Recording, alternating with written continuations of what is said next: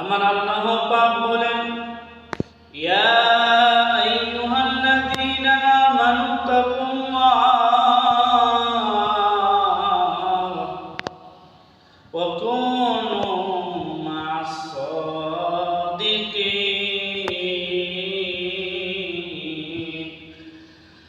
আমার আল্লাহ এই আয়াতের মধ্যে বলেন, ইয়া আইয়ুহাল্লাযীনা আমানু তাকুল্লাহ, হে দুনিয়ার মানুষগুলো, হে দুনিয়ার মুমিন মুসলমান, হে দুনিয়ার ইমানদারওয়ালারা, আল্লাহকে ভয় করো, আল্লাহকে ভয় করো। আল্লাহকে কিভাবে ভয় করবে রে মুমিন? আল্লাহকে ভয় করার মানে হলো 5 ওয়াক্ত নামাজ পড়া, মিথ্যা কথা ছেড়ে দেওয়া, সুদ ঘুষ ছেড়ে দেওয়া, ধোঁকাবাজি ছেড়ে দেওয়া, মানুষকে ঠকানো ছেড়ে দেওয়া। কিন্তু আপনি নামাজ পড়েন, গুনাহ কাজ করেন, আল্লাহ তাআলা যেভাবে বলেছে সেভাবে চলাফেরা করেন না গো। আবার আপনি নিজেকে দাবি করেন আমি সুফি। এটা আল্লাহর বই না, এটা আল্লাহ তাআলার তাকওয়া না। অনেকে আছে প্রতিযোগিতা বলে আমি আল্লাহকে বই করি, আমি আল্লাহকে বই করি, কিন্তু না না না, এটা আল্লাহ তাআলার বই না। আল্লাহ তাআলার বই হলো 5 ওয়াক্ত নামাজ পড়িয়া আল্লাহ যেভাবে বলেছে সেভাবে নিজের জীবনটাকে পরিচালনা করার নাম হচ্ছে তাকওয়া। ওয়াত্তাকুল্লাহ, আল্লাহর ভয়। আল্লাহর ভয় করলে কি লাভ হবে, কি পরিবর্তন হবে? তাকে দেখো, বনি ইসরাইল গোত্রের একটা ঘটনা বললে পরিষ্কার হয়ে যাইবে রে মুমিন। বনি ইসরাইল গোত্রের একটা লোক ছিল, সে 5 ওয়াক্ত নামাজ পড়তো না, হজ করতো না, যাকাত দিত না, ঠিক মতো কোরআন তেলাওয়াত করতো না। তার দ্বারা এমন কোনো গুনাহ নাই সে যেন করছে না। দুনিয়ার সব থেকে সব গুনাহ সে ব্যক্তি করছে, কিন্তু সে অসুস্থ হয়ে গেল, সে অনেক অসুস্থ হয়ে গেল।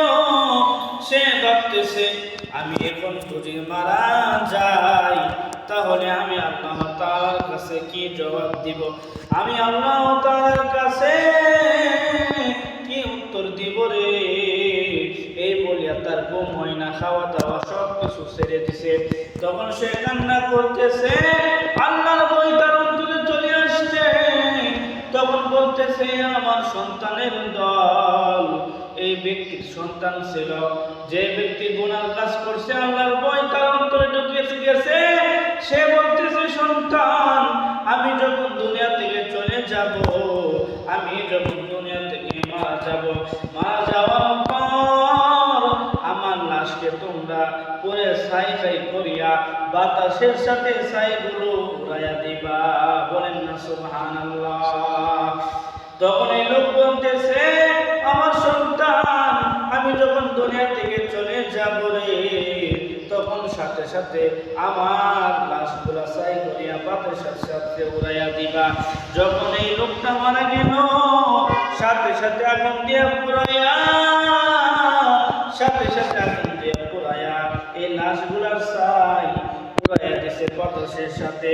কিন্তু বাতাস তো মানুষের হুকুমে চলে না, বাতাস কিন্তু আল্লাহ তাআলার হুকুমে চলে। কথা বলেন ঠিক কিনা? তো আমার আল্লাহ বাতাসকে বলতেছে, হে বাতাস তুমি বন্ধ হয়ে যাও, বন্ধ হয়ে যাও। তখন এই লাশকে বলতেছে, ছাইগুলো তুমি আগের মতো রূপান্তরিত হয়ে যাও, মানুষ রূপে রূপান্তরিত হয়ে যাও। সাথে সাথে মানুষ রূপে রূপান্তরিত হয়ে গেছে। তখন আমার আল্লাহ বলতেছে, আমার বান্দা তুই এমন কেন করলি, তুই এমন কেন করলি? তখন বলতেছে আল্লাহ আমার দ্বারা এমন কোনো গুনাহ নাই, আমি এমন কোনো গুনাহ করছি না। হাতের দ্বারা, পায়ের দ্বারা, নখ দ্বারা, মুখ দ্বারা, পতঙ্গ দ্বারা আমি এমন কোনো গুনাহ বাকি রাখছি না রে আল্লাহ। আমি দুনিয়া থেকে চলে যাওয়ার পর হাসরের ময়দানে যখন উঠিব, তখন আমি কি জবাব দিব গো?